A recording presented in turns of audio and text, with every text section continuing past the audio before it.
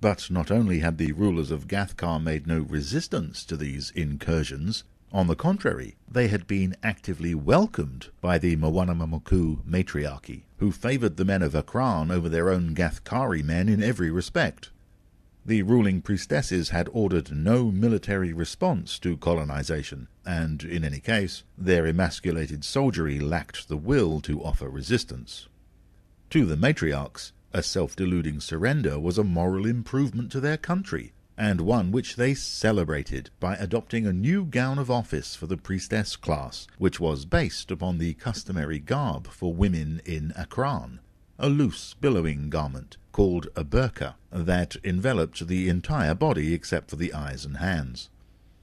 In order that the priestesses could still display their femaleness to Artemis, they redesigned the burqa to remove everything but the veil of the garment so that it covered their heads apart from an eye slit, and had a flowing train that splayed out behind them. In this way they could, from the neck down, remain appropriately nude before their lunar goddess.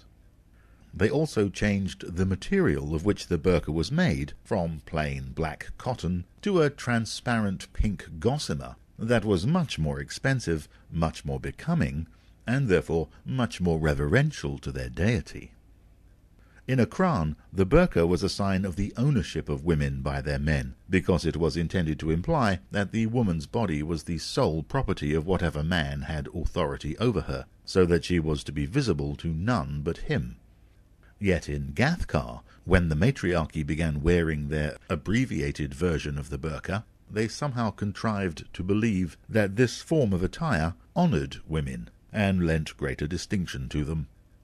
This civility to Akrani influence had been forced upon them by their own religious doctrine, because their values did not permit criticism of a foreign culture, so that it was their practice to embrace alien observances, especially where the foreigners were forthright in demanding recognition of their customs. Indeed, so submissively acquiescent were the rulers of the queendoms toward non-Gathkaris that the female supremacism of their society had to some extent been undermined by this meek deference toward not only the Akrani but all foreigners,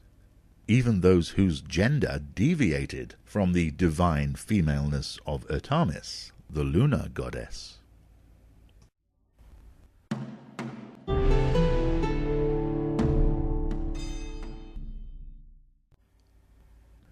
Ealdred had remained on the Picolian side of the border for as long as possible, so it was only when he reached that realm's tiny coastline at the apex of La Fosse that he turned their horses south to ride down the eastern shoreline of the ditch, albeit a few miles inland.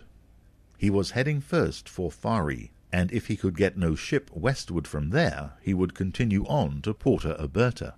Nothing more than a fishing sloop would be needed to round the extension of land known as Le Doit, and make safe harbour on the coast of Longueuil, where some stronger vessel might transport him and his Mengus companion into the safer waters off the Engle coast.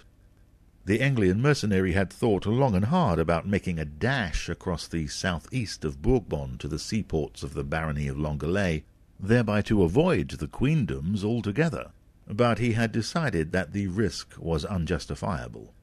Ealdred had heard no word about the latest political situation between his people of the Engle Peninsula and their hereditary enemies, the Gelton, since the veteran soldier had left Wenbria some months before, as escort to the notorious Belenese courtesan Maeve de Lederwerter, at the behest of his general, Edgar Ethelric.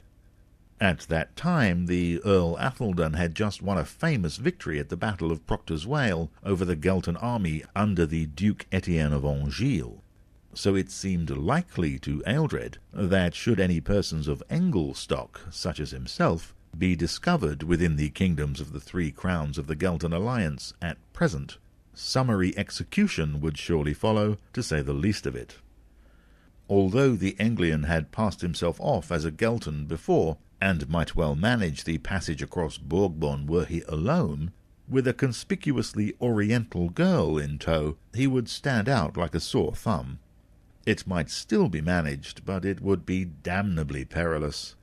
The cavalry and whatever else remained of the coalition army of the Duchy of Anjou would probably have retreated deep into Bourbon after their ignominious defeat at Proctor's Vale, and for all Ealdred knew, the whole of Bourbon might since have become an armed camp in preparation for the inevitable renewal of hostilities next summer.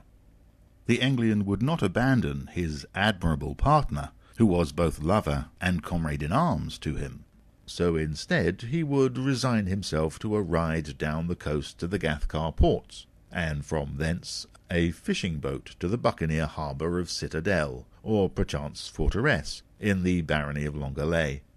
The realm of the sea barons was nominally a part of the Gelton alliance, but in practice it was so lawless a stronghold of villains and cutthroats that the writ of Gelton rule carried little weight there. A brief visit amongst the buccaneers was an acceptable hazard.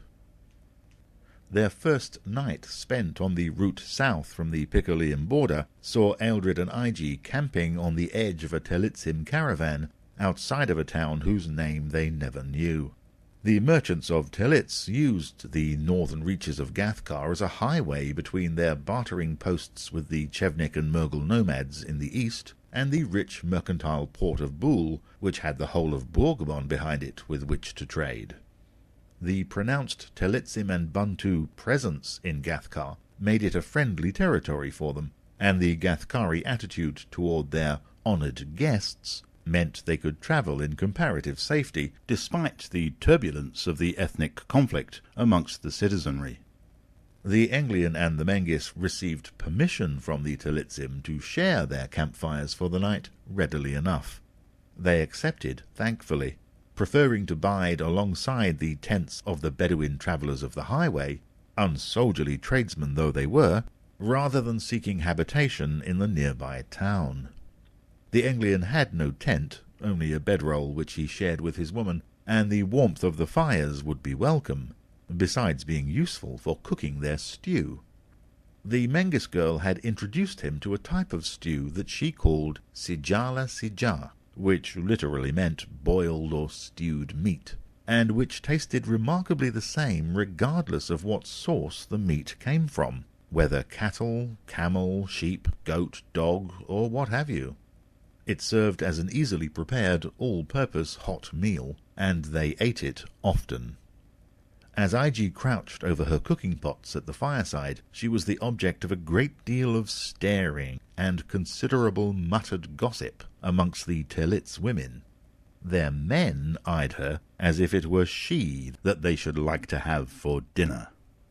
Ig gave them all her most sulky and disparaging facial expressions, which were positively artistic in their insolent contumely, in a way that only the Mengis can achieve, but she refrained from indulging in any of her usual obscenely insulting verbal comments, in deference to her effendi's repeated admonitions to avoid unnecessary conflict, and thereby reduce the amount of violent mayhem in their lives to an agreeable minimum.